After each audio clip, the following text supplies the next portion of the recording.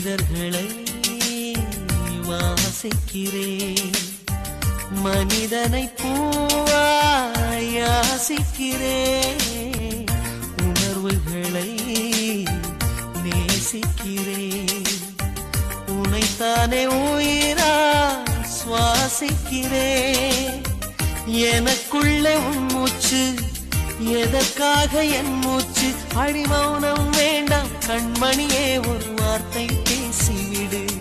நான் எனக்குள் இல்லை, தொலைத்து விட்டேன், நீ என்னை மீட்டுக் கொடு.